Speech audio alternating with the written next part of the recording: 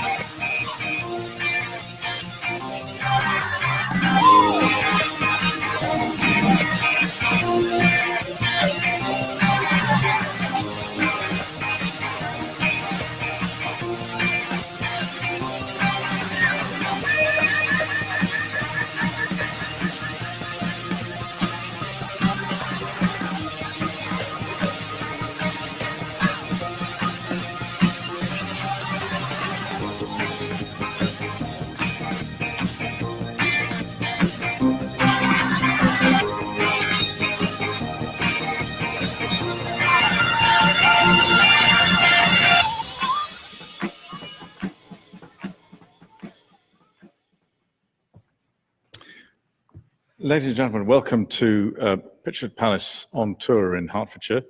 It's a great pleasure to see you all here today. Today is about going round the country, looking for exciting new businesses, new ideas, things that are going to be disruptive, things that are going to be in the news in the years to come. We're also looking to see if we can help grow these starting and scaling businesses, because I know that serendipity is something that we can all attest to. And that is that you will hear each one of these aspiring businesses this afternoon, and I can guarantee you that everybody in this room, in this auditorium this afternoon, will have an opportunity to go, I know exactly who they need to be either introduced to or put together with or told to go and see in order to be able to enhance what it is that they're doing.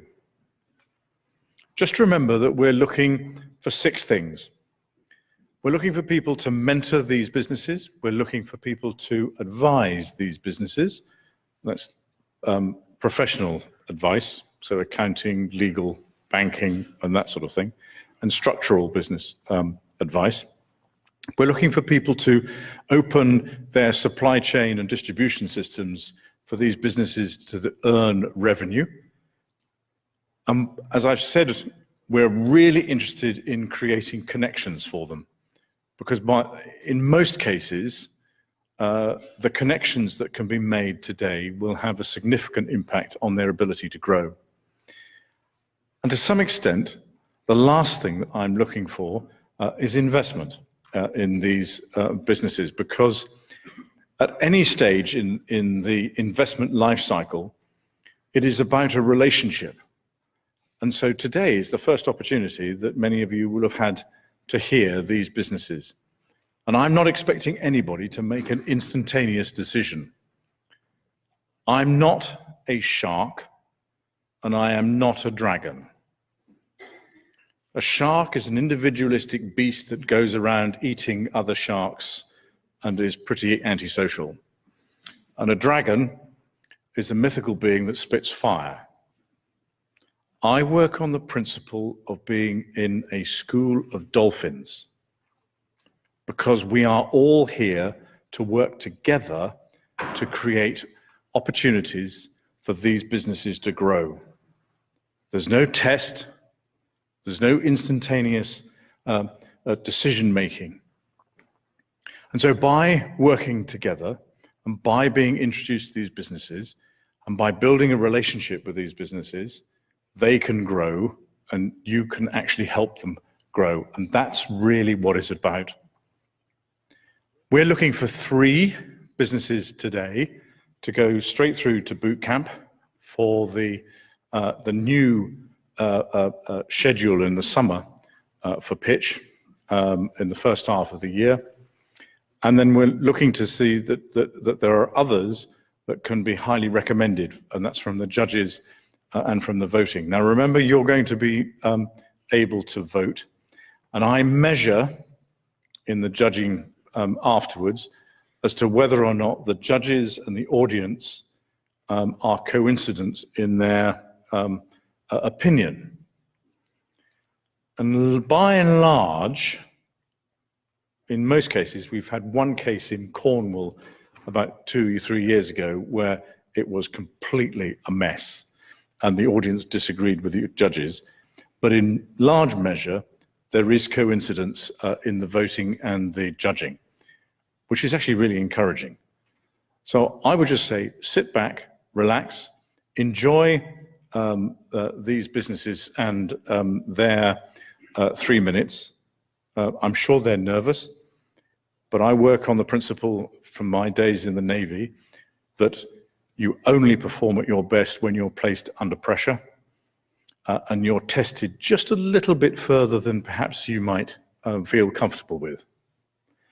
But in the meantime, enjoy it. I will come back to you at the end with the results, and I'm now going to hand over to the referee for this afternoon, and I'm sure there are two very capable grenadiers who are going to come and join us on the stage and make sure that we keep to time.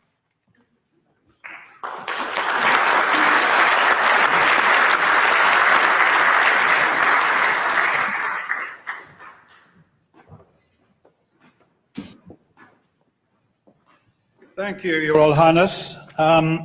Just one piece of information to begin with. On your accreditations, you will see the information relating to your Wi-Fi. That's important because we need you to download the Pitch and Palace app, and if you haven't already done so, please do so. And there'll be one or two pieces of information coming up on the big screen behind me during this small part at the beginning of the process. But the app actually helps you to connect to people within the context of this process today. It'll also help you to learn a little bit more about Pitch and Palace. And of course, later on, when I give the instruction after the pitches, the app will be used for voting. The judges will then go away and deliberate, and His Royal Highness will come back later on, as he said, to give us the information on the top 3 teams that will, entrepreneurs that will go through to boot camp. I have to say that 20 entrepreneurs now will present a 3-minute pitch, and I have to say that the Royal Regiment Fusiliers on my right here, it's a terrible sound will come if you go, sorry? Oh, the Grenadiers. I do beg your pardon. Thank goodness they're standing that far away, because they look big and fearsome. Let's hear that sound that will happen if you go over your 3 minutes.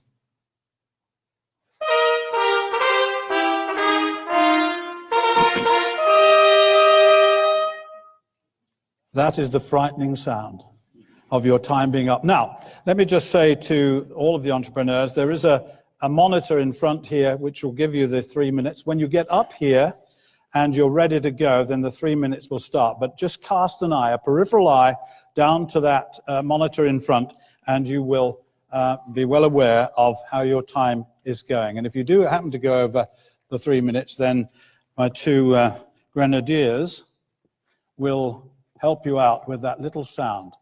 And now, let's get on with this then. I'll introduce the category, and then the companies.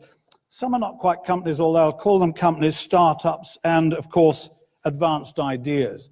And then, of course, the name of the company and the name of the person pitching, the entrepreneur pitching for that. So the first, can I invite up to the stage then, representing, this is the biotech and medical technology section, and the first to deliver is for the company, or if you go to the stand, 3 minutes for Fluid Pharma and Dr. Fang Liu. Watch for your 3-minute start. Thank you, and it's an honor to be the first pitch, and I'm not at all nervous. So 1 in 4 people in the UK are older than 65 years, and a third of them cannot swallow tablets and capsules. The Fully Pharma's business is to help those patients, because if they can't swallow tablets, what happens to them? Usually all their medicines are crushed with a mortar and a pestle.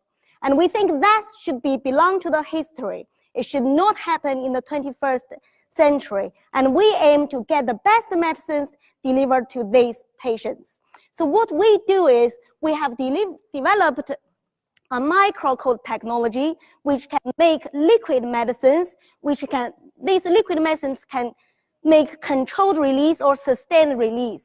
Sustained release medicines are very good for older patients because they take once a day, they're very convenient, and they offer the best therapeutic effect. But it's very difficult to make those medicines into liquids.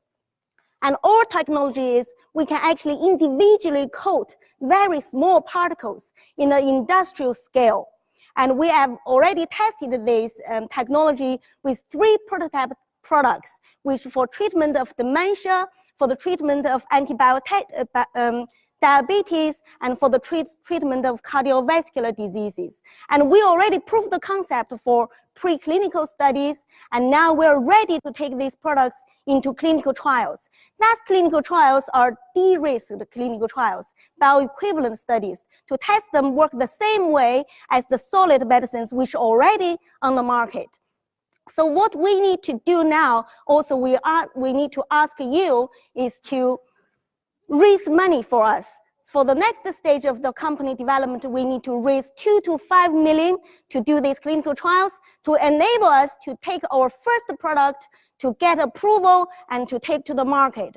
And these markets are huge. For example, the product we developed for dementia, for Alzheimer's disease, the market of over £2 billion. So the investment and the return will be huge. So that's why today we'll ask you to, if you know anyone or if yourself can, we need to raise this money, and we operate in a very flexible business model. We can develop these products ourselves, we can sell the company as an entity, or we can license the technology to other pharmaceutical companies, for example, GSK and Pfizer, to get co-development of products. So get your money ready and get your investment ready. We'll welcome you on board. Thank you very much. Can you, I wonder if you might come and join me, and each one of the entrepreneurs, just stay up here for a moment. Dr. Fang Liu, if you would come back just one moment. You're not getting away that easily. You're not getting away. Tell me, if this is, you've explained the science, you've explained that you need funding, but where is the business model? Have you had thoughts about the business model? Yes, we have thought about the business model, and as I said, it's a very flexible business model. So firstly, we want to take our own product on the market, so we can take a share of the market in this. The society is getting aging, and more people getting old. A lot of people need these medicines. So we want to develop our own products which can help these patients. But also our technology can be transferred or licensed to, for example, pharmaceutical companies. They can take our technology and they can make their molecules to better fit for the patient's needs. Thank you very much. So these are the flexible business models. Thank you. Thank you very much. Thank you. Now I can go. You can go. Thank you.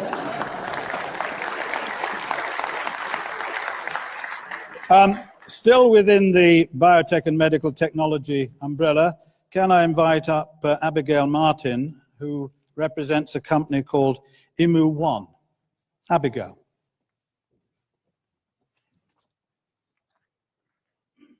Firstly, I would like everyone to take a deep breath and exhale. Fantastic. So you have just taken one of your 23,000 breaths that you take per day. And what you breathe in depends on your location, your occupation, your lifestyle, and also your health. These exposures can include anything from smoking to cosmetics, pollution, and medication for treatment such as allergies, or for lung disease such as asthma.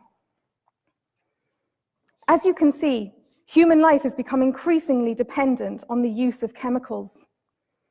The companies that develop and manufacture these products, including pharmaceuticals, agri-chemicals, chemicals, and consumer products, provide significant economic benefit. They are, however, met with conflicting demands for innovative and effective products, but the safety and efficacy of these products by law must be tested.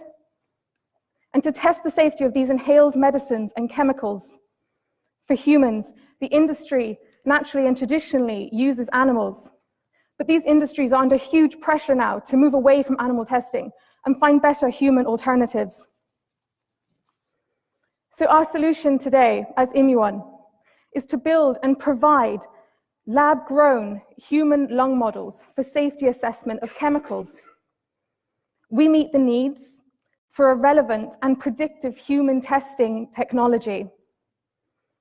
Our impact will be to support medicines to the market, to provide safer human exposure allowances to chemicals, as well as reduce unnecessary painful animal testing. Immuon stands uniquely in the emerging market of the non-animal lung models and is currently valued to be at £350 million by 2020, and it's dramatically expanding. Our long-term goal is to develop the technology to meet the regulatory testing standards that are needed by the industry and by governing bodies. And what we want today is connections for meetings with the regulatory bodies and these end users in the non-animal technology sector. My name is Abigail Martin, founder of Immuon Lung Technologies. Thank you. Abigail, when I went onto the internet to find you and I put in the name of your company, I came up with a video game. Now, what is happening there? Why did you choose a company name which is very difficult to isolate on the internet? And having said that, how far has the business come? So we are in our primary stages. We only started this journey in September when we received funding from Innovate UK of £50,000. So within that time, we've actually been doing extensive market validation and making sure that we are about to answer the problems that are really current in the market. There's a lot of competition though, isn't there? We stand very uniquely with our models, in our non-animal models. Possibly not so much with the name, which we'll work on, but yeah, we do stand very strongly in our market. Thank you very much. Thank you. Well done. We now move to the category of health and well-being technology, and the first, or the next, entrepreneur is Amna Hussain, representing Adam.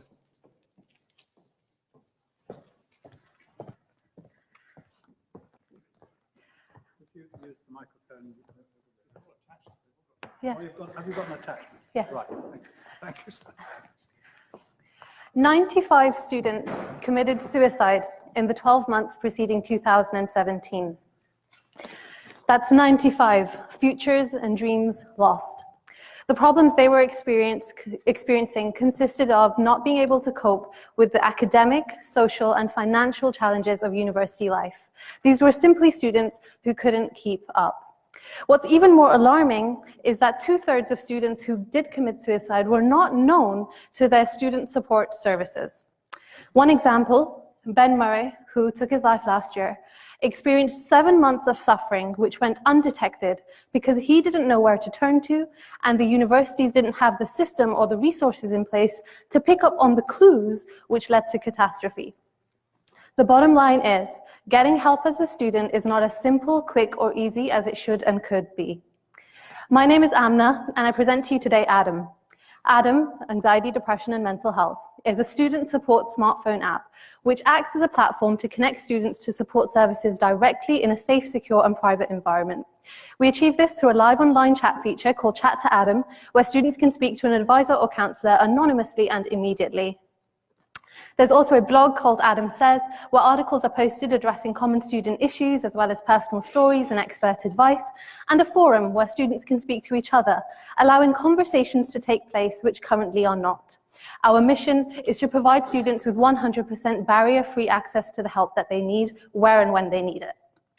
In the UK at the moment, there are over 250,000 students with mental health conditions or with problems that need addressing.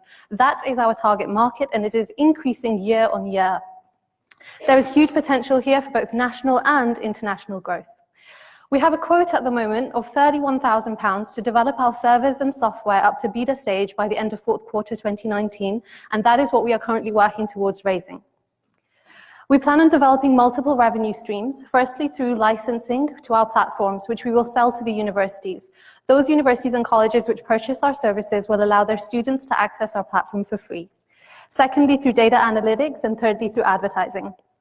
This is a highly profitable venture whereby capturing just 12% of that national target market would bring in a revenue of over £1 million. My ask of you today is to please get the Adam team in front of investors who can fund us to develop our platform. Secondly, to get us in front of chancellors and deans of universities to aid us in rolling out our much needed service. And thirdly, to help us get in touch with Sam Jimmer, who is the MP of East Surrey and UK's Universities Minister. Thank you very much for listening.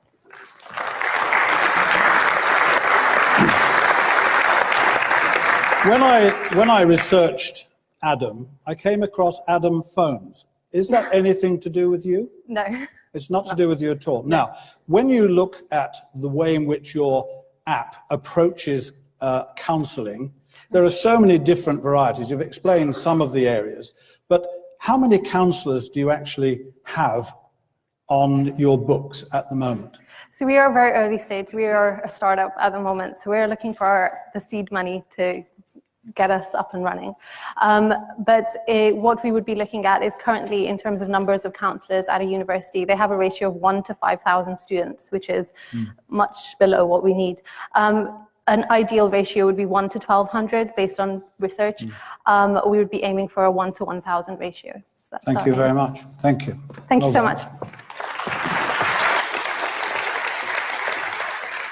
Under the health and well-being, we're still there with Sam Marchant with Zero Limited.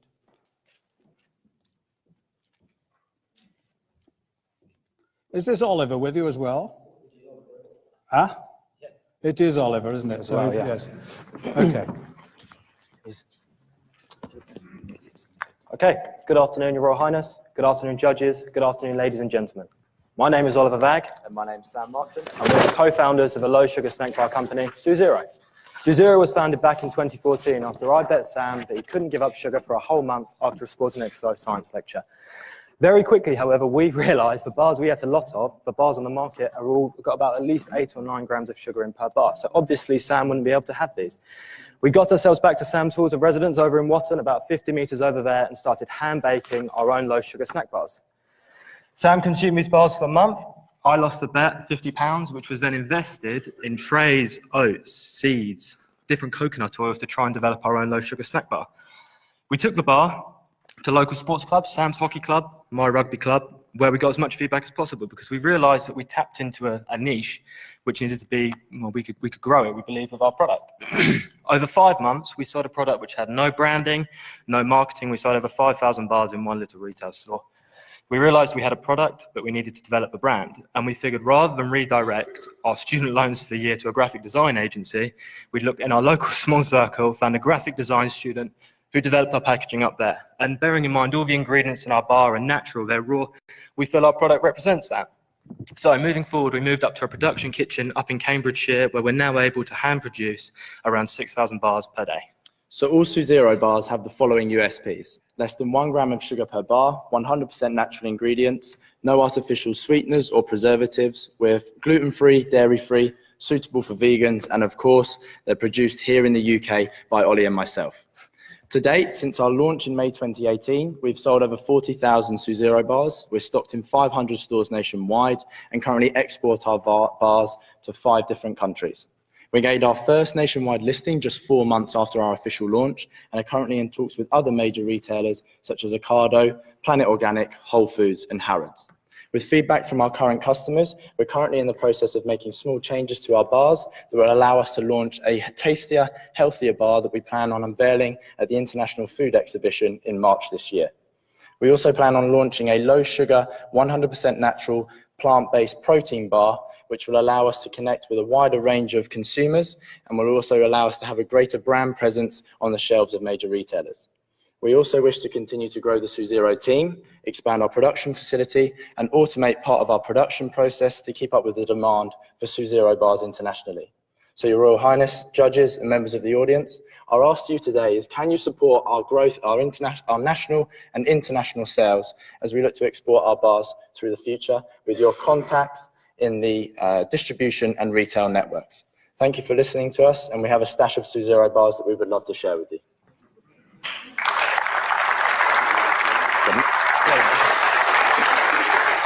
This whole process began in a sports science lecture, and it went on from there, really. Your target, first of all, was the sport. Is that your target, or is this a very much broader target that you're looking for now? And how's the business going in terms of your advertising? Are you getting much feedback? Yeah, so to address the first question. So currently, a lot of people say to us, are we focused on sports people? The answer is no. There are 3.6 million type 2 diabetics in the UK. That for us is obviously a huge market. Also, we find that a lot of mothers and parents are interested in what their children are eating. So creating a bar that had natural ingredients that people understood was really important for us. And in regards to advertising, we spend a lot of our time advertising, especially on social media. We're young, we understand that process, and it allows us to actively manage and watch consumers drive traffic from the likes of Instagram, Facebook, straight to Amazon, where bars can be with you next day on your doorstep. Thank you very much. Well done. Thank you.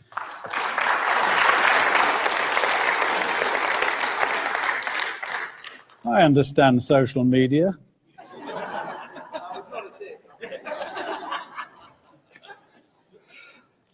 In the same category, health and well-being technology, then, is from the company called Toddle, Hannah Saunders. Hannah.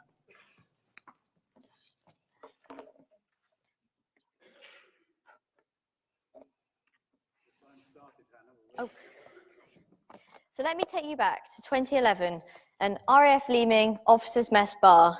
My eyes meet across the room with a very handsome pilot who ends up being my future husband, Ed.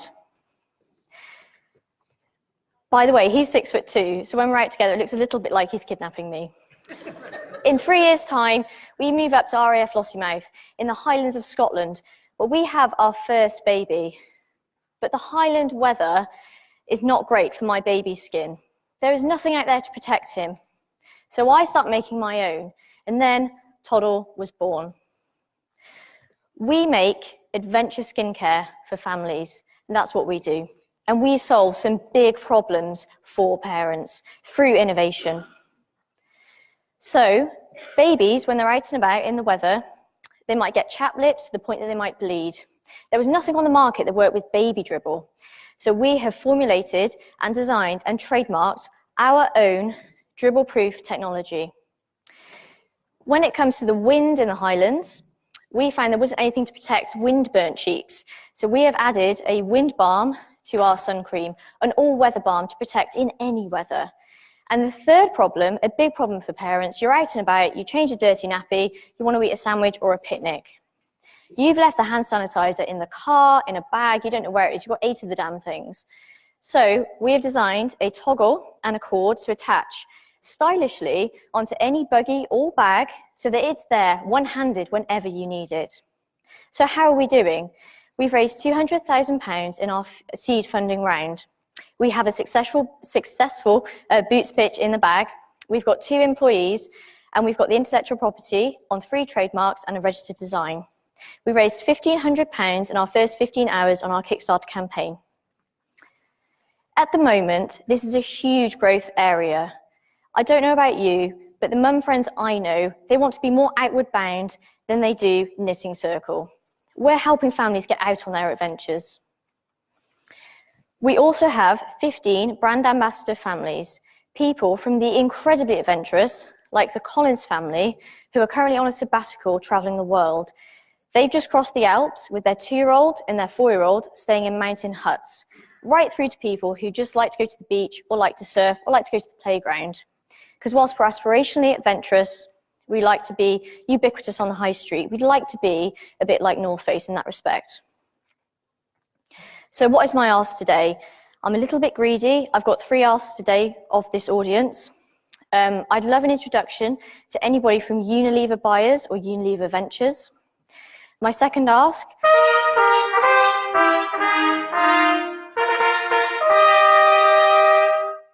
That was the most important ask. It's okay.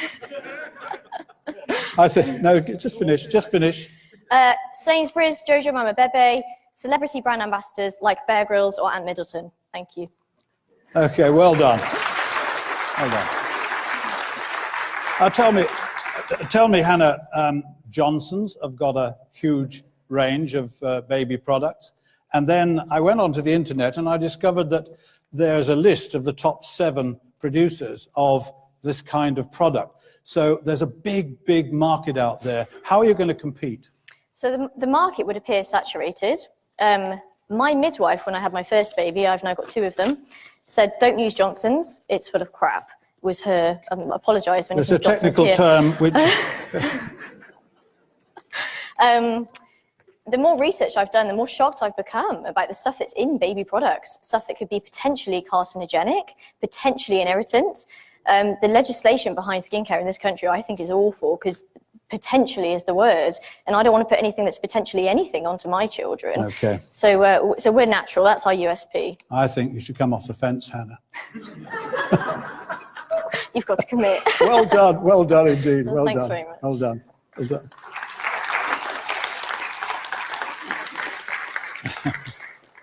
Well, next up is, this is for educational technology now, and Karma Calculator is next, and Tim Stirrup is going to pitch for 3 minutes.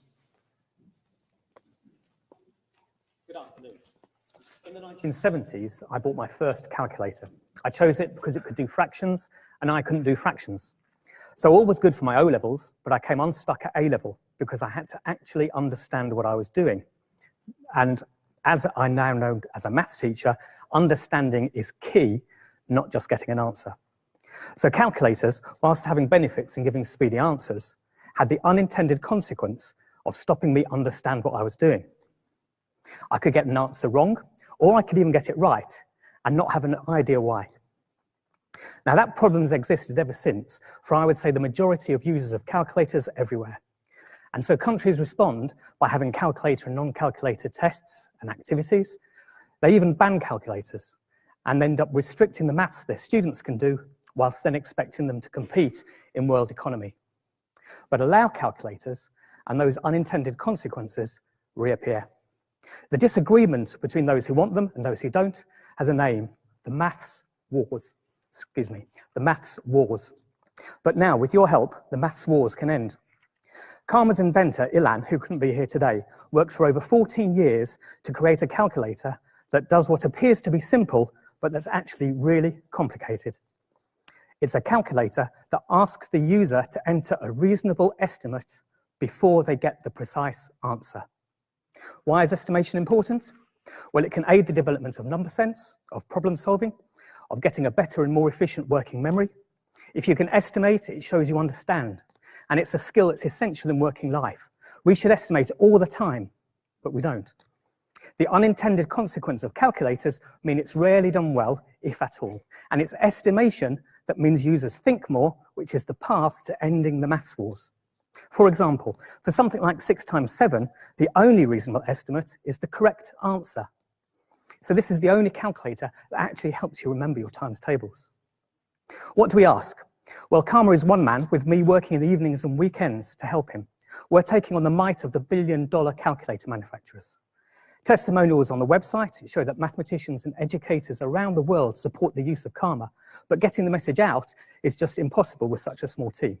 So I ask you to help us to end the maths wars by downloading and using the app, which costs less than a large latte and does you immediately a lot more good, and by asking you to tell your family, your friends, your children's schools, your children's teachers, and your friends in government, or even philanthropists such as Jeff Bezos or Bill and Melinda Gates, or Mark Zuckerberg, who could make the Karma free for the world. The Karma is one of the very few learning aids that can start making a difference literally within seconds. And by spreading the word, we can start a mathematical revolution that brings both sides of the maths wars together.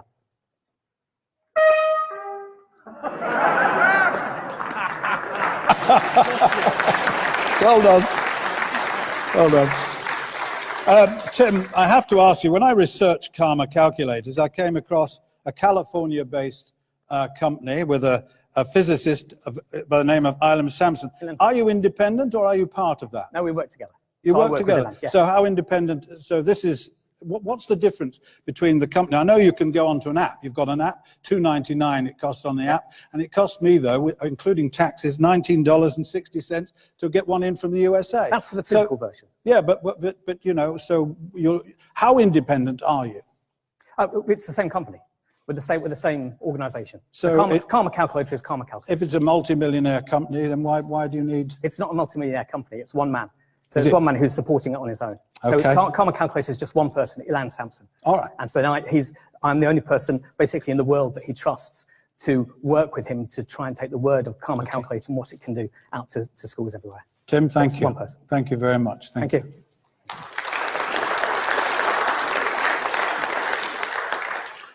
Now we've got this is in educational technology category again, the WHO group.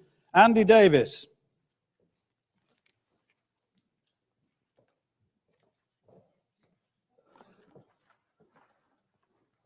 Thank you. Childhood obesity is the biggest global public health problem. There's no single solution to it. I'm not going to lie to you that we've got the silver bullet, because we haven't. But what we know is that childhood obesity is getting worse. And we also know that there's a big drop in activity levels of children at school. Compared to years ago when everyone was riding their bikes, playing football in the park, now there's far more sort of children playing Fortnite. But they're still competitive. The children still want to be active, they want to move around, they just don't necessarily want to do sort of team competitive sports. Now, something that's really sort of made a difference in the health market is the likes of Fitbits. The science has proven it's a $2 billion company. Everyone knows that a Fitbit really makes a difference to what people are doing.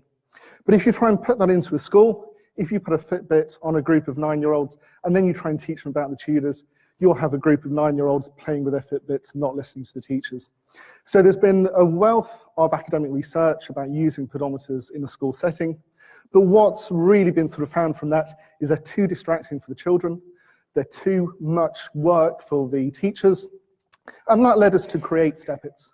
And what STEPITS is, it's a whole behavior change program based around an activity monitor, like a Fitbit, but importantly, there's no display, there's no buttons, there's nothing to distract the children. The teachers aren't required to write down information, collate it manually, or any of that sort of extra work. The teachers can focus on teaching. And there's this little device that goes on the children, doesn't distract them, streams data direct to the cloud, where we can aggregate it, the teachers can use it where they want. So if the teachers want to create a competition, maybe between our class and the class next to us, whoever's the most active this week looks after the school rabbit next week, that's what they can do.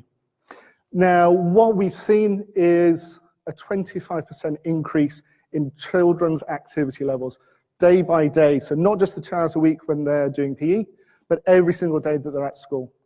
Now, by the end of this year, we should have increased the activity of 70,000 UK children by that 25%.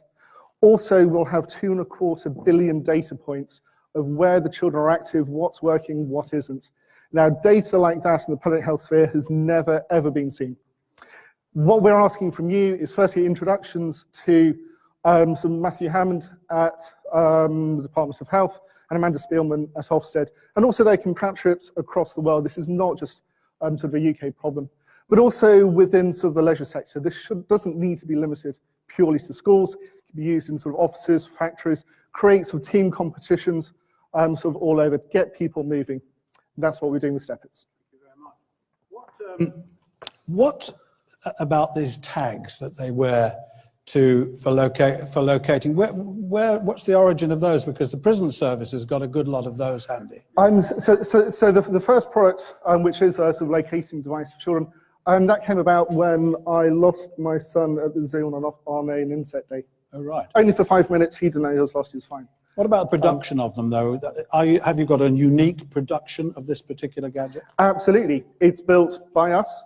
This is the activity monitor. Right. As far as the children are concerned, it's a fairly inert, colourful piece of plastic. Great. And this is doing what a Fitbit would do. Thank you very much. Well done. Thank you.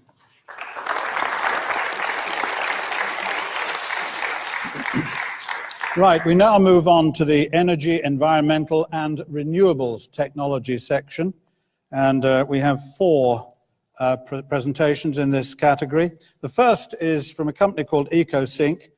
Rosario Didio, I hope I've got that right.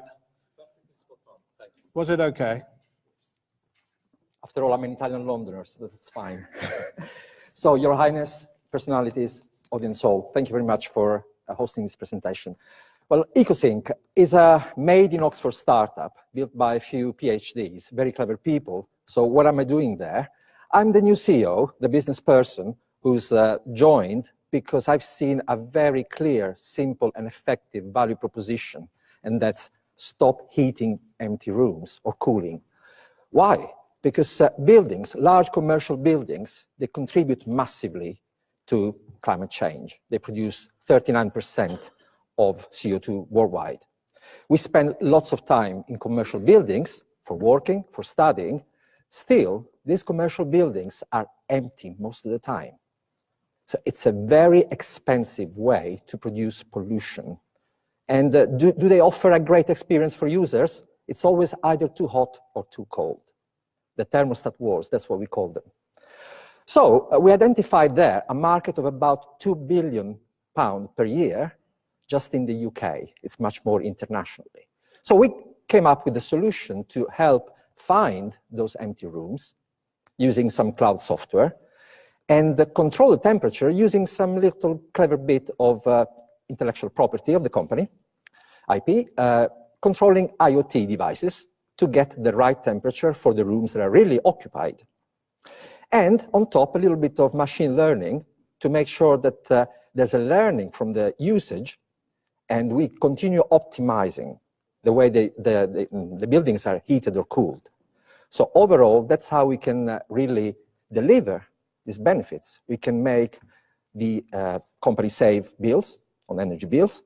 We can help the user be more comfortable and productive, and also a nice, proper badge of sustainability, becoming green buildings.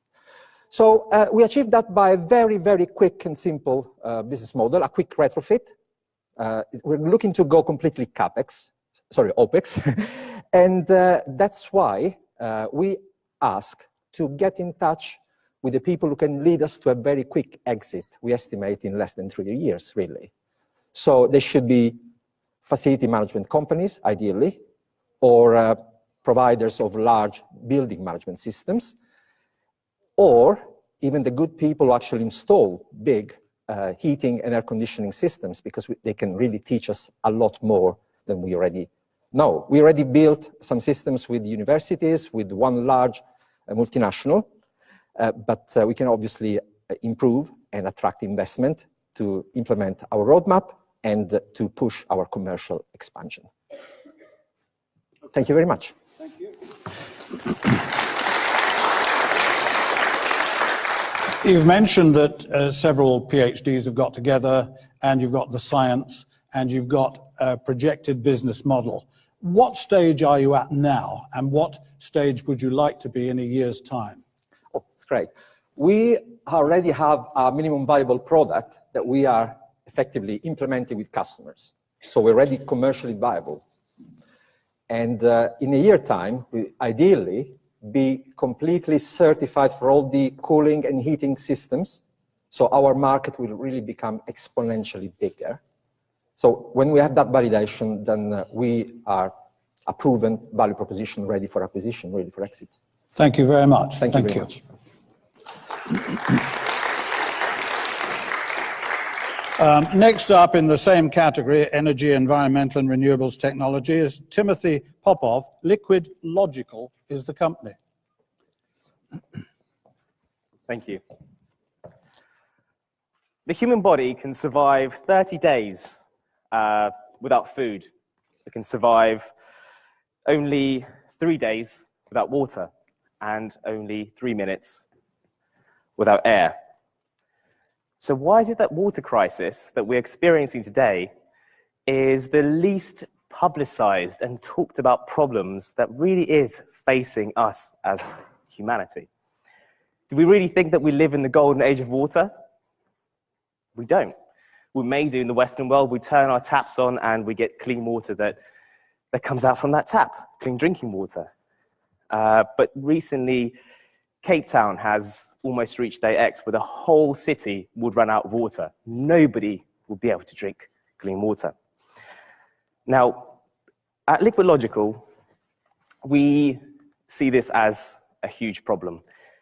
But we see this as a problem that can be solved by technology. The way that we heat water today is through, let's say, a kettle. Now, the kettle wastes about 50% of that water after it's boiled. It wastes the energy after the water cools down. In Europe alone, we waste about 78.6 billion liters of pure drinking water just by emptying the kettle before we reboil it. Now, the other boiling water solution that we have are the instant boiling water taps that we may have in our offices. These use huge tanks that are always heated around the clock. At Liquid Logical, we have devised a new technology which we have patented in the US and the European Union. These are granted, which boils water instantly without the need for a tank. No water is stored. You're using the exact amount of water, energy, and time required, all in a device the size of a soft drinks can. Our go-to market model is to license our technology. We want to democratize boiling water for the masses, and at the same time, make sure that we can save water in the process. We can integrate our technology into coffee machines. Imagine buying a worktop or a kitchen from IKEA, and it comes with water boiling technology built inside it.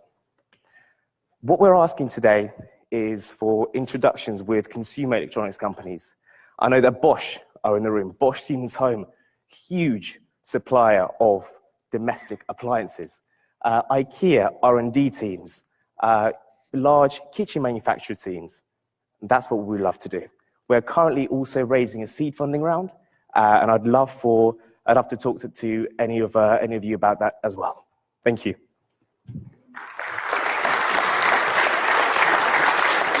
Is your main target market the domestic or commercial area? We are a B2B company, which means that we are very agnostic in terms of domestic and commercial.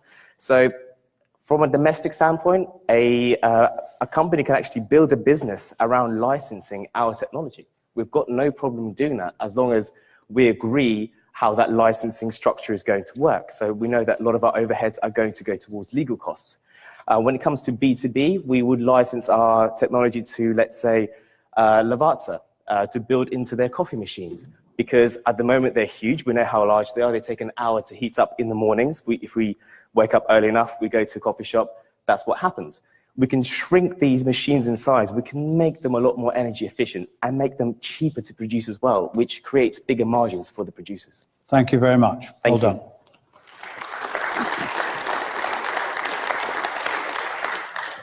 Our next entrepreneur represents the company called Panda Packaging, and it's Malia Lana.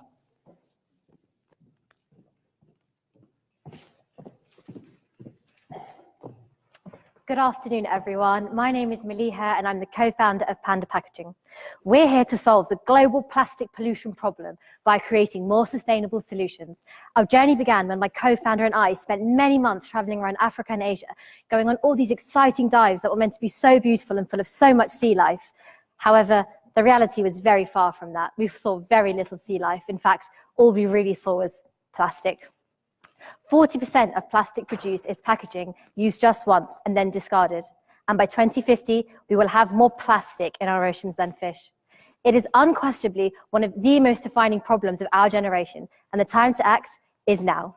At Panda Packaging, we believe we have the answer to this dreaded plastic pollution problem, and our solution is simple. We create everyday plastic-free essentials using natural raw materials such as bamboo and coconut. We then go on to rapidly and inexpensively produce these products through our customization and modeling software. Our most popular product to date has been this. If I can get it out for you, our reusable bamboo straw. Our products ensure that customers' brands look fantastic whilst reducing their costs due to the usability of our products.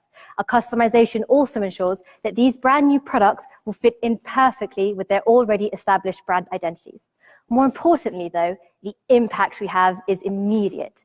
In 2018, we sold 60,000 of our super sustainable products, and so we prevented 330,000 single-use plastic items from entering our oceans.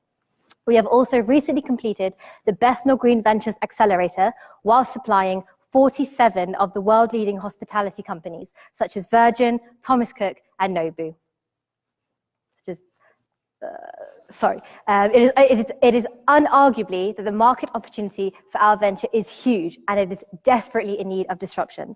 Annually, the US alone, they spend $600 million just on straws. However, our mission is much bigger than that. We are going for the $40 billion food service disposables market. So what are we asking you today? Well, we are asking each and every one of you to join us on our mission, become a part of the future. We are looking for introductions to businesses who really wish to transform the environmental impact and people of power within media to spread our Panda mission. Thank you very much.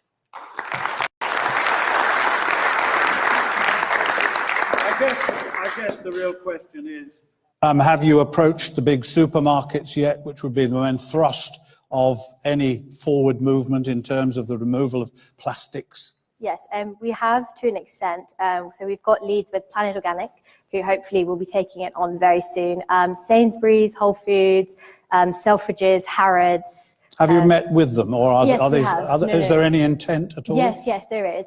So one of their rather strange requirements is that they require us to have packaging for our products, which kind of defeats what we're trying to do because it's supposed to be a packageless product. In plastic, yes. Yes, so we are currently trying to create packaging made out of bamboo to enclose those products to give to them. Well done, thank you. Thank you very much.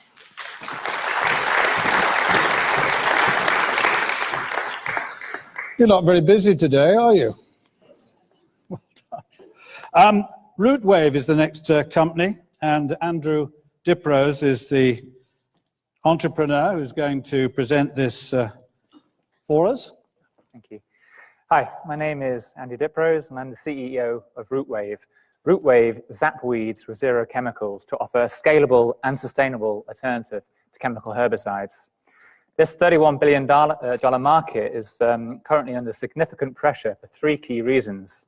Resistance, 2/3 of US farm acres harbor resistant weeds. Regulation, countries such as France and Germany have committed to phase out the use of Roundup because of health and environmental concerns. And litigation, Monsanto recently lost a $250 million court case for causing a groundkeeper's skin cancer. The answer is simple, it's electricity. How this works, it boils weeds inside out from the root upwards. There are three key advantages. It's organic and sustainable. It's no-till, which means you don't disturb the soil, which is a primary benefit of using herbicides. And also it's cost comparable with using herbicides. The EU Commission and the UK government has backed us in the tune of £2 million in grants. And we've got patents granted and pending to ensure that we're the gatekeepers of this technology for the foreseeable future. In order to scale quickly, our strategy is to sell or license our products to partners to integrate into existing and new best-in-class weeding platforms. For example, in agriculture, we're working with a number of machinery companies to create fully automated and autonomous weeders for cereal, vegetable, and fruit crops. We have an award-winning professional hand weeder, which we're selling globally, and we're working with one of the world's largest garden tool manufacturers to create a mass-produced consumer hand lance. I've also signed something recently with one of the top-tier agrochemical companies who are interested in finding out how we can get our technology to their clients. We're looking for £4 million. We've got £2 million committed from a lead backed by the European Fund for Strategic Investments. Exit will be to an agrochemical or agro-machinery company. The comparable I use is a $305 million acquisition of Blue River by John Deere. They had a technology to reduce the use of spray in row crops by 90%. Similar to what we're doing, although we can eliminate it. We've got a protected organic technology, and we can address the overall weed control market, not just an agricultural subset. So in summary, we're solving a global problem with a superior technology, one that will have positive health and environmental benefits, driven in a market by resistance, litigation, and regulation. We've got the team, we've got the technology, we've got the IP, we've got the partnerships ready to go, and we're looking for investment to unlock the value. Thank you.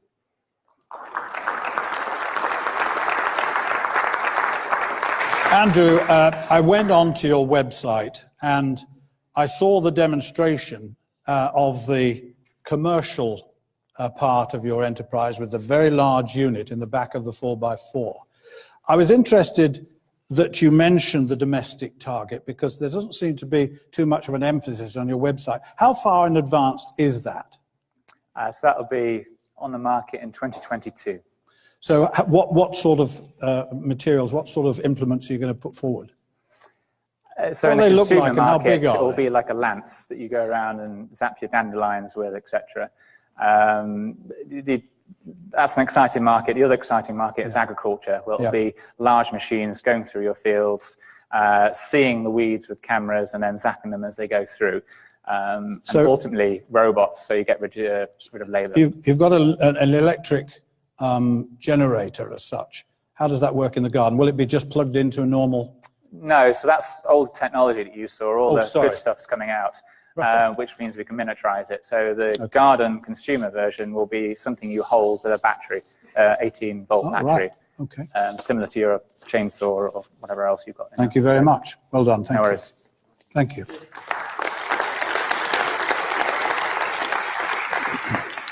The next, we're on to cyber security now.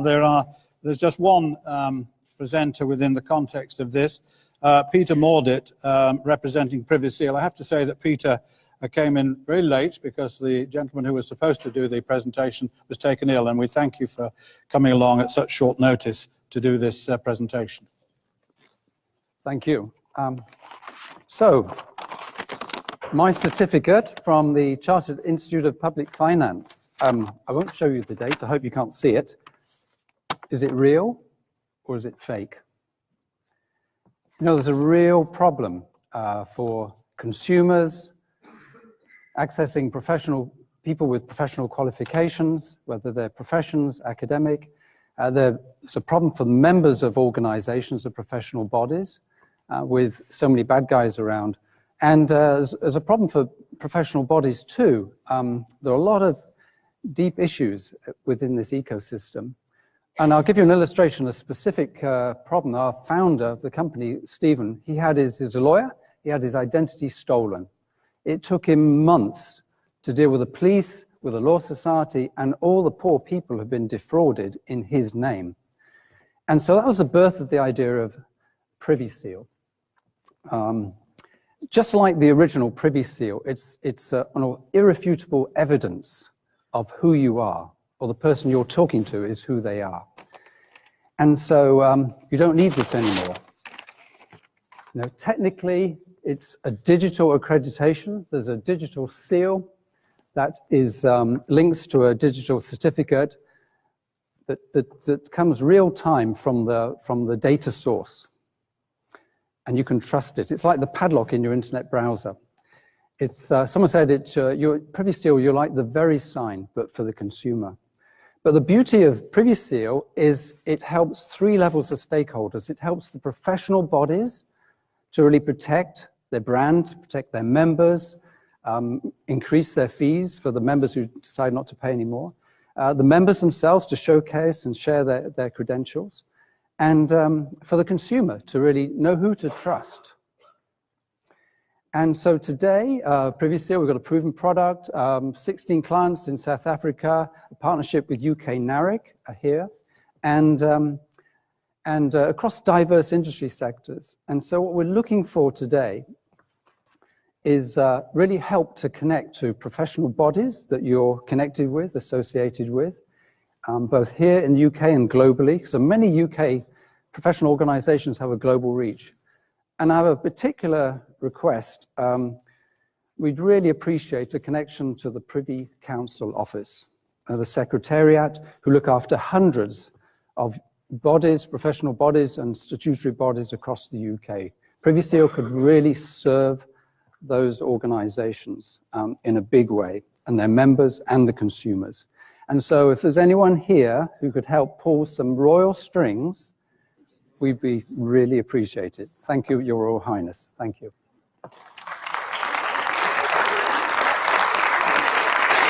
Well done. Peter, the world of cyber security is full. What in particular makes you unique? It's interesting that this is such a vital need, and yet to date we found very few direct competitors. There are some who are dealing in certain areas like DocuSign and such like, but for this authentication of professionals and academic qualifications, we're finding few competitors to date and a huge need. Well done, thank you very much. Thank you.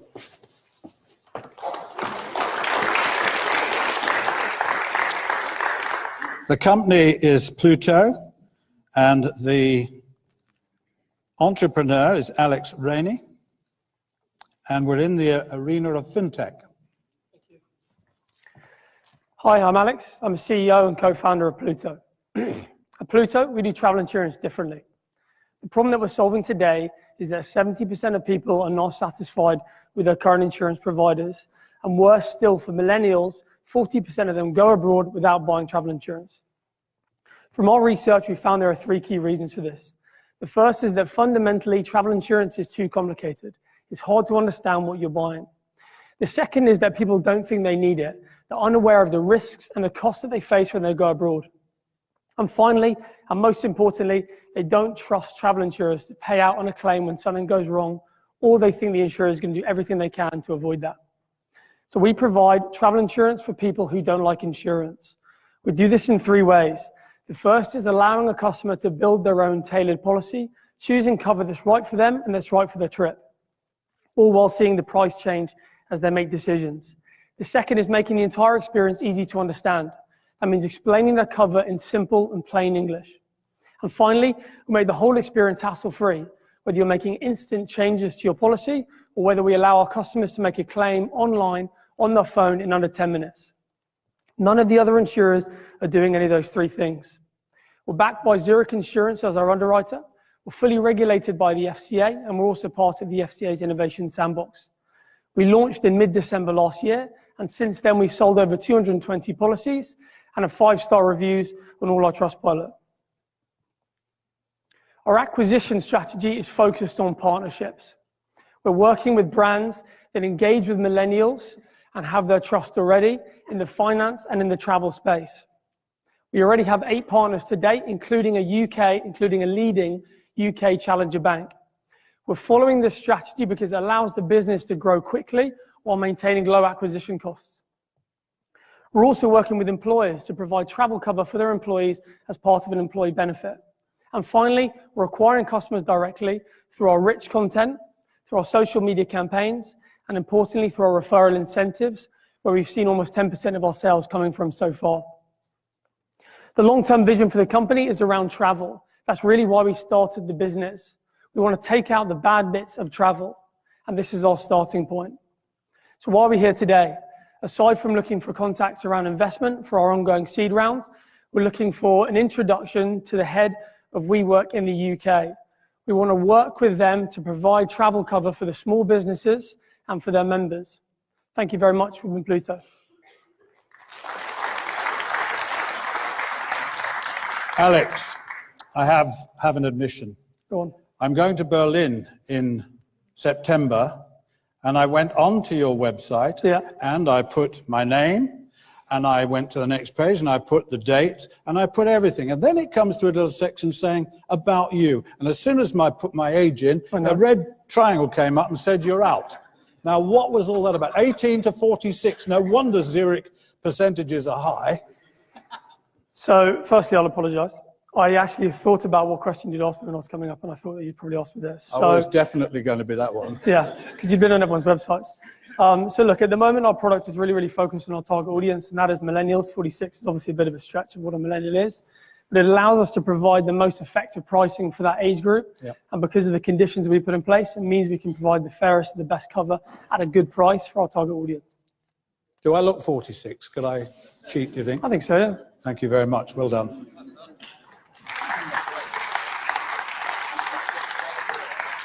We now move on to data management and analytics.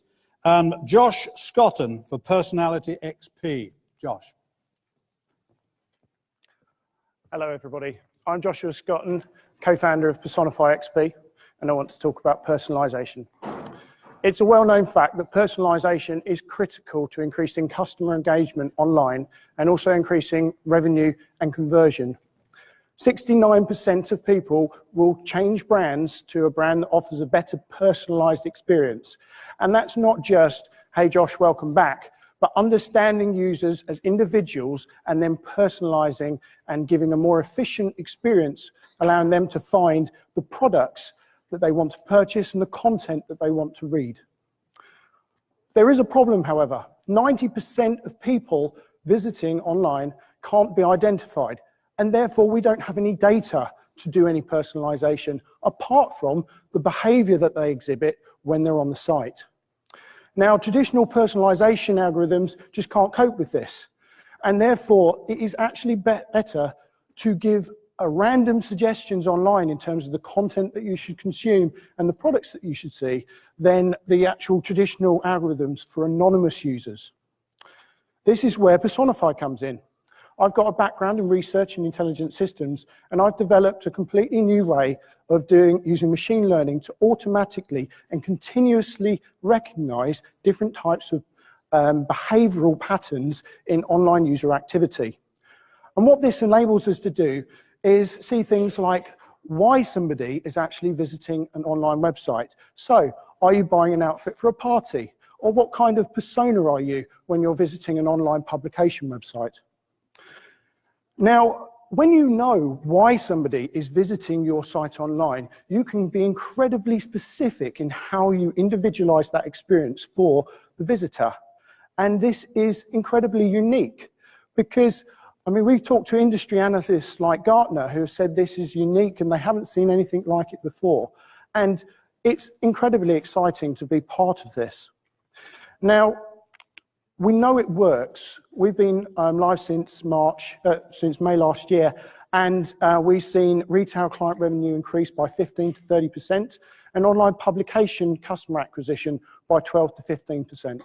It's incredibly exciting, and what we're looking for today is to try and connect with innovative organizations who really want to be at the forefront of customer engagement and personalization, and to do unique projects with them. We're working with hotels who have handheld devices and being a advisor on how they experience a new city. We're looking at voice and how we can break into that area as well. It's incredibly exciting, and hopefully you also have seen some of the exciting stuff that we're doing. Thank you. Now, I was reading up on you, and it says patent pending. Now, how's the patent going? So there's the patent problem is in the EU, AI algorithms are very hard to patent. So at the moment, we're in a situation where we have to either patent something in the US and expose exactly how our algorithms work, right, and then we're completely open in the EU. So we're possibly going to be keeping the actual algorithms a trade secret at the moment. I think you've attracted the investment from Tuka Suleiman. That's right. Is that correct? Yeah. So how much of the company do you now own?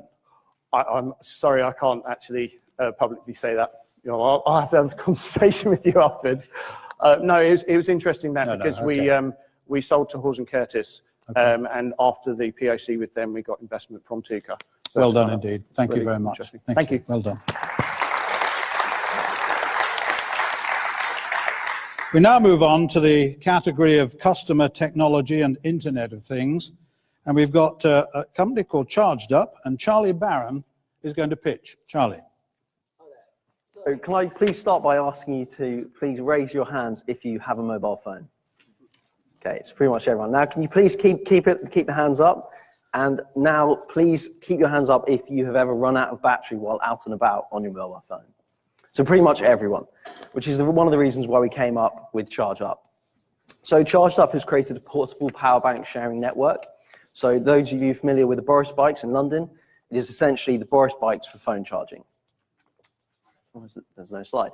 Okay, well, so we have hardware, which is based in venues ranging from cafes to bars. They look like toasters, where users can download our app, enabling them to locate the nearest charging location, borrow a power bank, use it to charge up their phone out and about, and then return it to any other station in the network. No? Okay. I wonder if there's a slide which is supposed to be active. So where are we today? So we launched back in late 2018, and we've installed our stations in over 300 venues across London. It's now behind you. Perfect. Thank you. And we've got 25,000 users which have been organically acquired on our app. We've been working with a number of large brands, as you can see above, and I'm excited to announce a recent partnership with Marks & Spencer's. So Charged Up is more than just phone charging. That is just one basic level of it. We have this distribution network in these venues, and Charged Up presents a unique advertising opportunity for brands. We have a digital platform and a physical piece of inventory within these venues.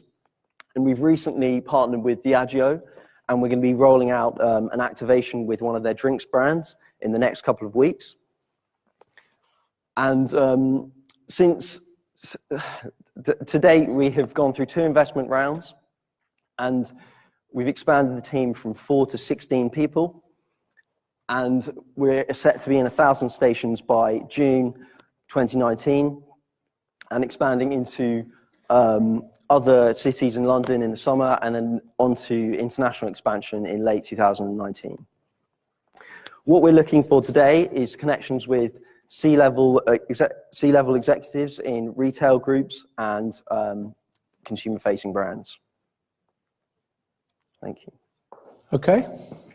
Right. Well, let's just go about these. I think you've got about 250 plus venues across London at the moment. You say you're going to 1,900 by June. That's by June next year. Was it next year? 1,000 by June this year. 1,000 by June. Yeah. Okay. So is there any signage in these places, which I would find difficult to find?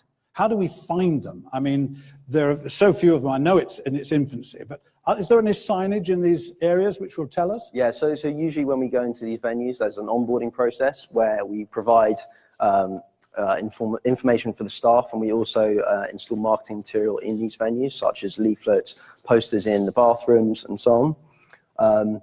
And then also what we're doing at the moment is we're about to do a big marketing push to acquire users so that they are aware of the app. I see that you're advertising for new partners. How's that going? Good? Yeah, no, really good. Okay. We've done a number of kind of trial rollouts across London with some of the larger pub chains, and they've all been very successful, and now we're looking to roll out across the UK. Thank you very much. Well done. Thank you.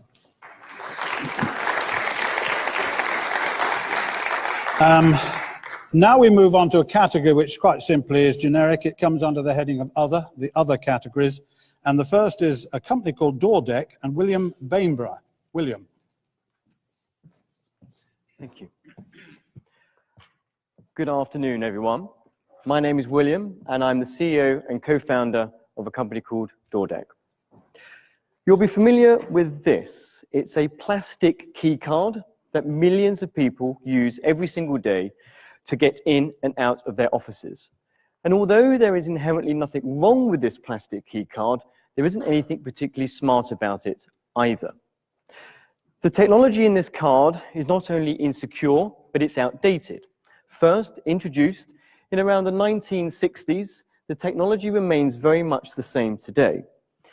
But there is also the larger implication of the environmental impact that these cards have. About 100 million of these cards are lost every single year and need replacing. In terms of weight, that's just over 1,500 tons. 1,500 tons of non-recyclable plastic that floats around. Although opening a door with your phone is not new, the way that we do it very much is. Currently, to get a smart credential onto your mobile device, you will need to change the physical hardware that exists on that premises. Typically, a Bluetooth reader, for example. And the problem with that is that that technology isn't very reliable and the user experience is not consistent.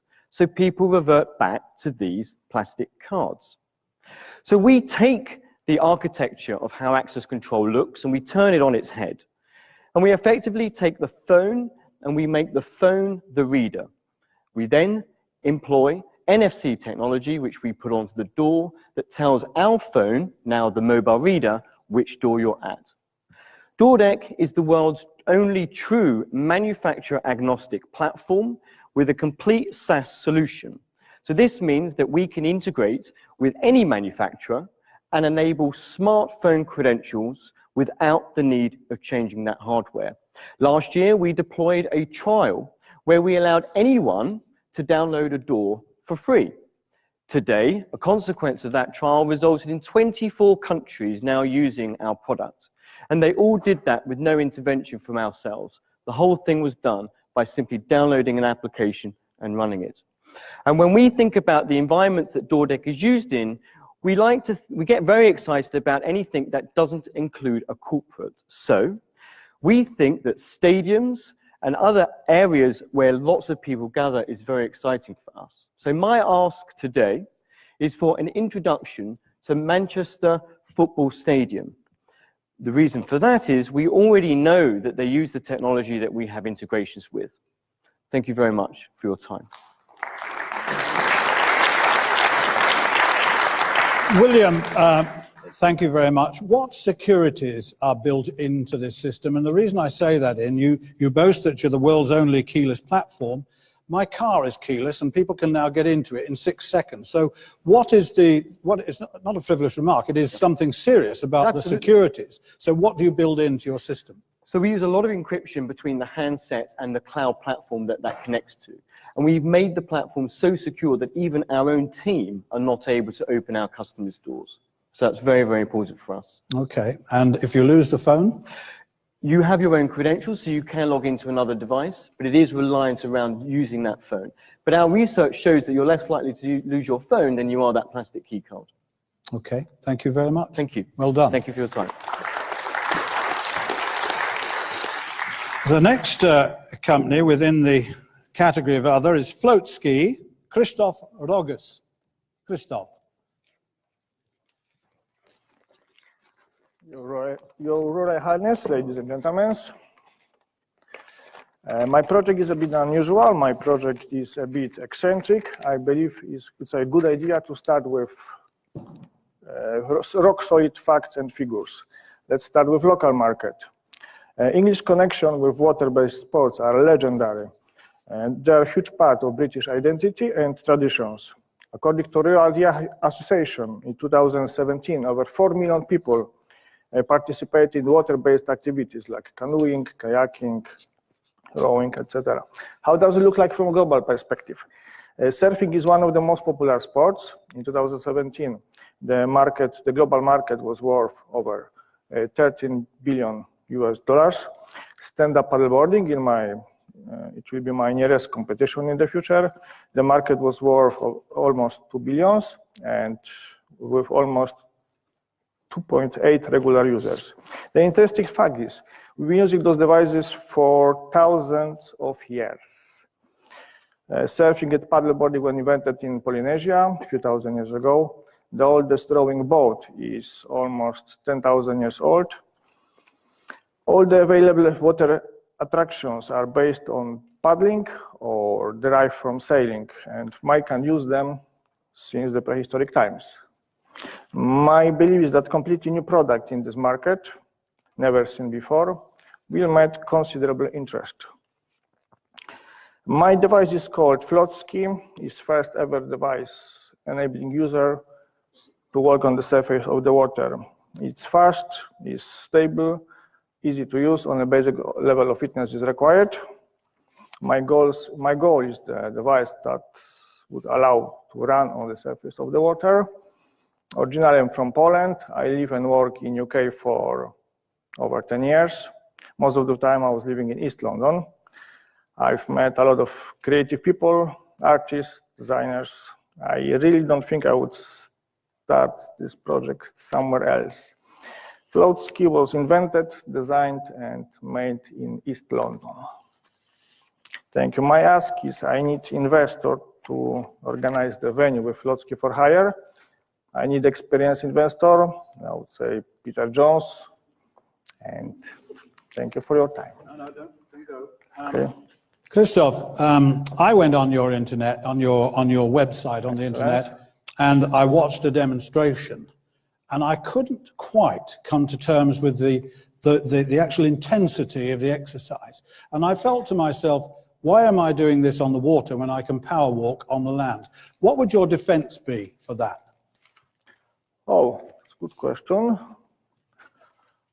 People are naturally into new things, so yes.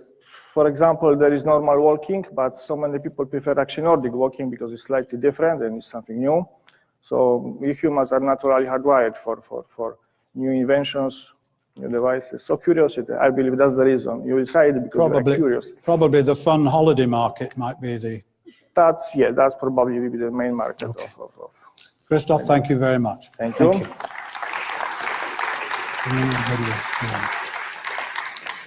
Our next presenter, Mosaic, Janomi Headley Falani.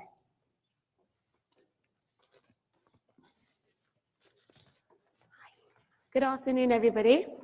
My name is Janomi Headley Falani, excellent pronunciation, by the way. And I'm here with my business partner and brother, Kasai Falani. I'm actually part of the University of Hertfordshire alumni, and we were invited as the most recent Flair Award winners for Best Growth Business. Hello. Mosaic Wooden Watches is an eco-friendly wooden watch company. The focus is on taking materials from canoes, wardrobes, doors, floors, you name it, to be able to forge wooden watches and now sunglasses and laptop accessories. The story started a few years ago when the family took a trip to West Africa. On leaving a place in Africa called Kumasi and going to Accra, we noticed the gentleman sitting by a heap of wood. To come back 5 days later and find that all of the wood had been turned into drums, sculptures, tables, chairs, carvings, and whatnot. It took a little while, but after a little while, it dawned on us how magical it was that somebody could take a material in its rawest form and using their bare hands and some really, really basic tools turn waste into wants.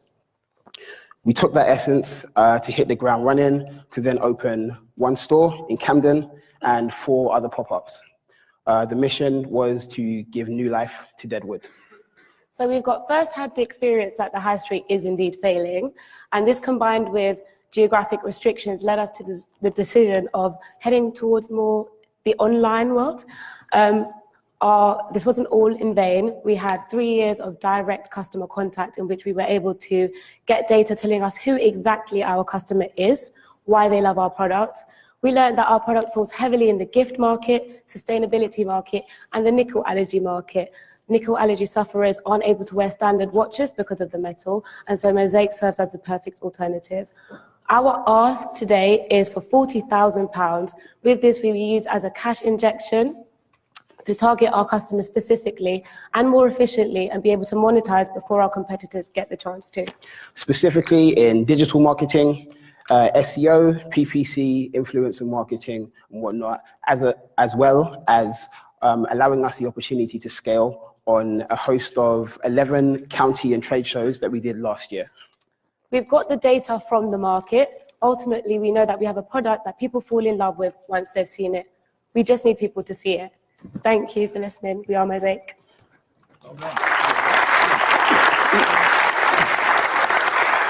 I'm just wondering if you've made any advances to any significant retailers. You passed on that very briefly. How is that at the moment? Have you got involved with anyone? Because it's a bit of a niche product, isn't it? So you've got to be very careful the way it's marketed. So with distribution, a lot of it is know-how. And what we wanted to do, we were very, very hesitant to put something out there in the market that wasn't tested. So we used the period of actual customer contact to be able to contact and find out information based on data, returns, those kind of things, to be able to find out how good it was. That gave us the confidence to be in the position that we're in at the moment, which will allow us to then approach retailers confidently. And what's your market? Gift market, sustainability, and nickel allergy sufferers. Thank you very much. Thank you. Thank you. Thank you. Deepak.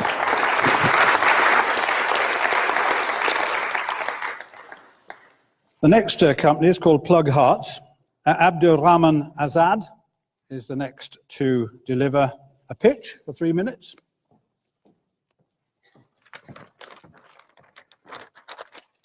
Good afternoon, everyone. My name is Abdul Rahman, and I am from a membership club called Plug Hearts.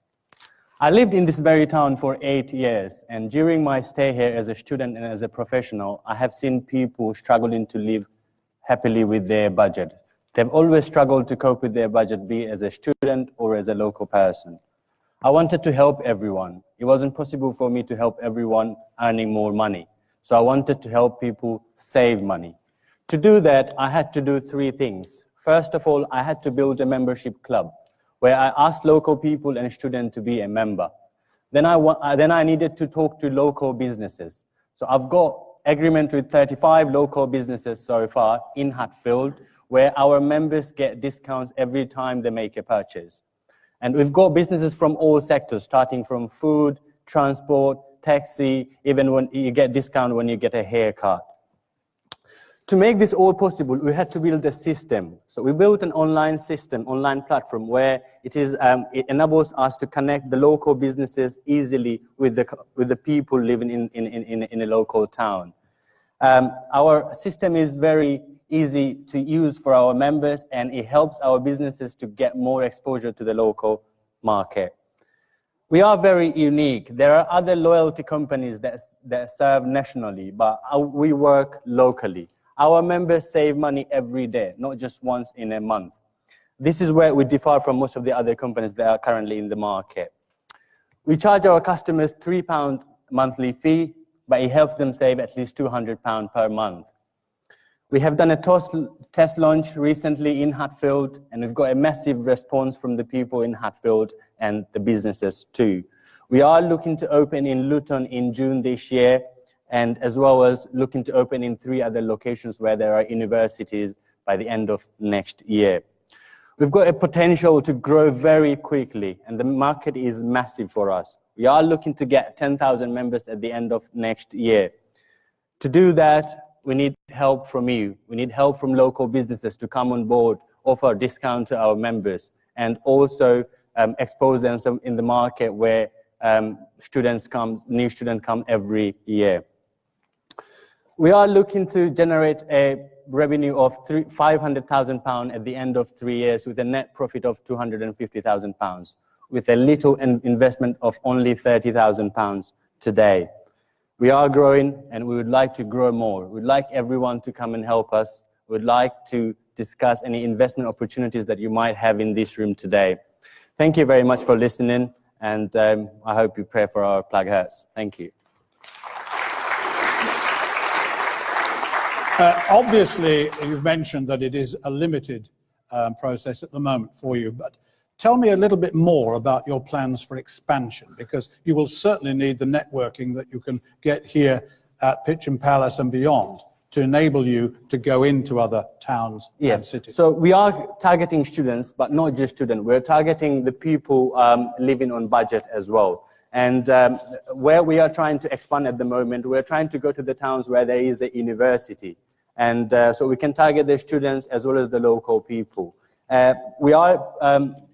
The system we built at the moment enables us to go into a new town very easily. It takes us only 2 weeks of hard work to shift into a new town. And this is what makes us possible to go to new locations very quickly in the near future. Well done, thank you. Thank you very much. Thank you, everyone. Well, our final presentation by Ekene Ukemenam is representing Aerial Icon Limited. Ekene.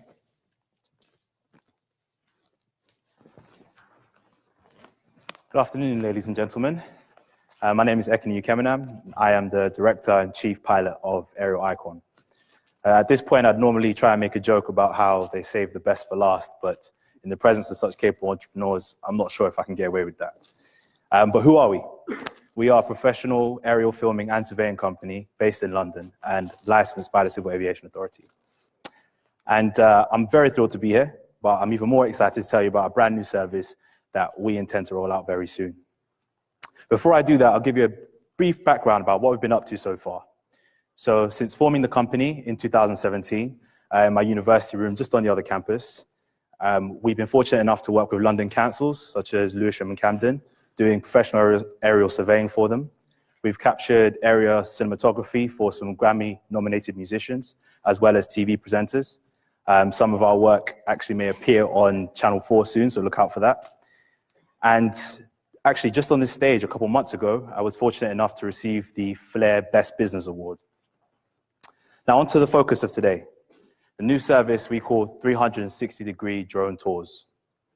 Imagine for the first time you've come to this university, for many of you that will be the case, and you want to get an appreciation of where the buildings are, how far things are, what the other campus looks like from this one. An ideal circumstance would be to get on a helicopter and enjoy 360-degree panoramic views. Of course, this is very expensive and highly impractical. But what we do is we fly up a drone and we give you a VR headset. And on that headset, you can enjoy 360-degree views because it's connected to the camera on the drone. You can look in any direction, and these drones fly up to almost 40 miles an hour in speeds of excess of 40 miles an hour. So it's a very exhilarating experience. So by simply handing you the headset, you are thrown into an immersive flying experience where you can enjoy 360 panoramic views from the comfort of your seat. Now, my ask for today is for £50,000 so that we can scale up and bring this service into the market. We're talking to people in the travel and entertainment industry, and we'd like to see if we could be put in front of those people to make these, to have these conversations and see what we can do. Additionally, well, I'd like to thank everyone here today and apologize for that picture that I have up there. It is very embarrassing, but that is my smile. But I just want to thank you all and hope to see some of you later. Thank you.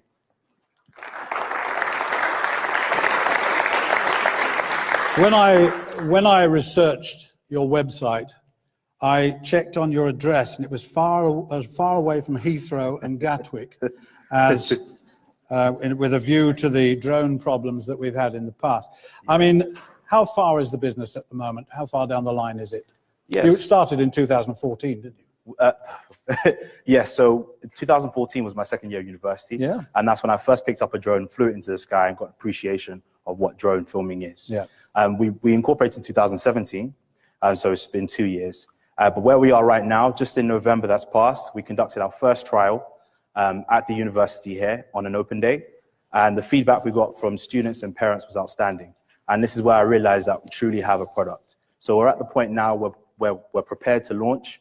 I'm the chief pilot, but we have another pilot as well who flies on our behalf, and we're ready to go. Well done, and wish you luck. Thank you very much. Thank you.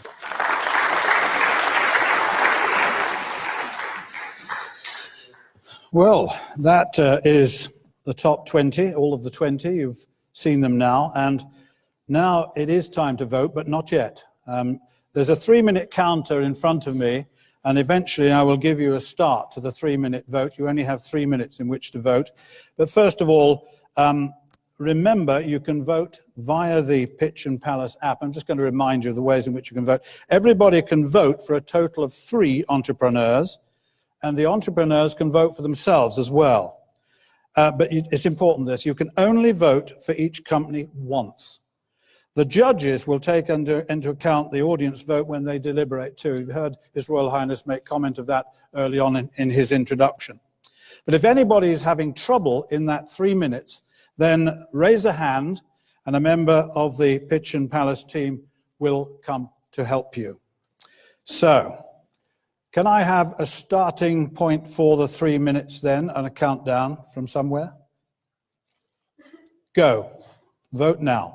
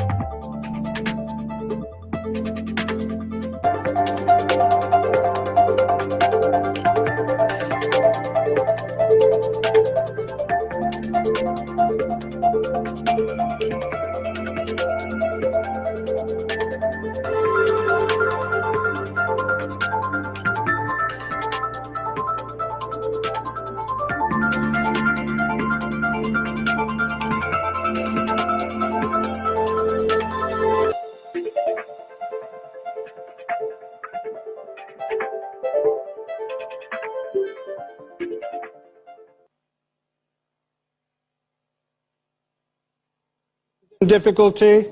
Can we have the team members come across? We have 2.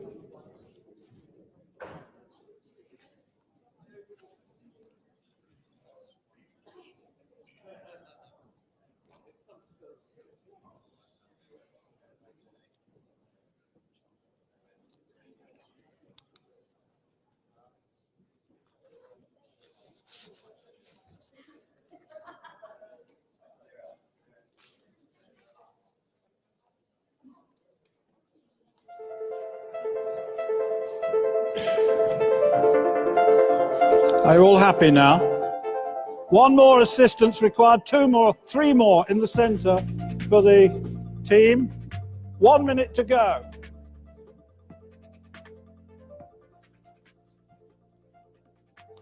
Pitch and Palace team, we've got 3 right in the centre of the audience. 4, there's another one. 49 seconds left. Where's the team gone?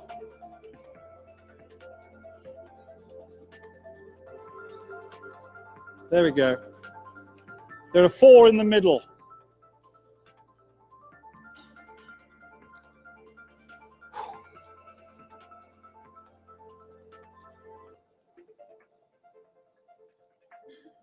"20 seconds. I think we can allow those who've not yet voted a little bit longer, but 10 seconds to go. 5, 4, 3, 2, 1.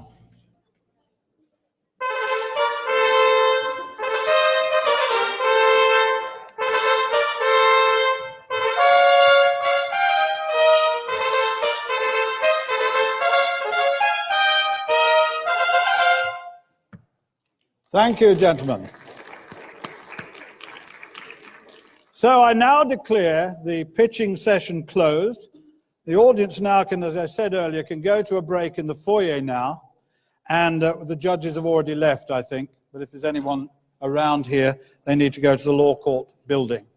So we've got 15 minutes or so break now before we move on to the next part.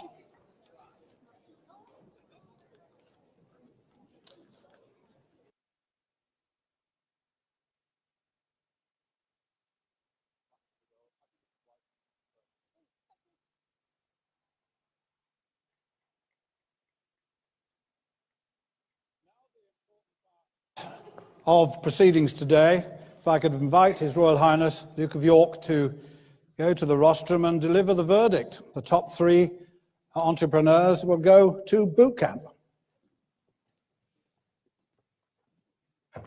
Well, firstly, could I just say thank you very much to everybody for not only participating, but also for the amount of work that you've put in today, and particularly our hosts here at the University of Hertfordshire. I did say that only 3 were going to go through on a free pass. I will tell you that there are a further 8 of you who have been recommended to be looked at again at the paper sift. I'm not going to tell you who the 8 are.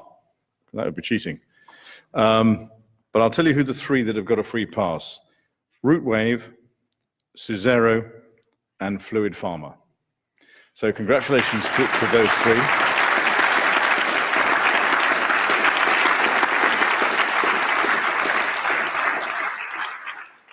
If I may say, there is something that certainly we can do for pretty much all of you right now. And I know that the judges have got comments and things that they want to pass on to you. I'm afraid I've got to dash out the door now because I've got to go and visit another part of the university, which is why we're in a slight rush. I have some comments for 1 or 2 of you and some introductions for 1 or 2 of you to other businesses that might be useful, but I'll get that done through the office and email. But thank you all very much indeed for being here today and participating, and particularly our entrepreneurs who've done an absolutely outstanding job.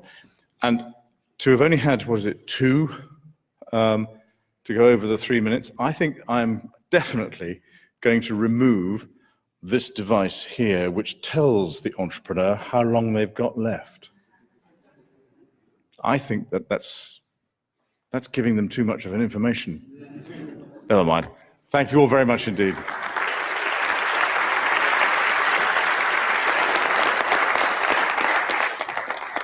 Well, thank you, Royal Highness. And I think before we leave, just to celebrate the wonderful, wonderful talent that we have on duty here today. And I think that we'll all admire what they've done. And also in your tweets, wherever you are, please mention Pitch and Palace. From me, quite simply, goodbye.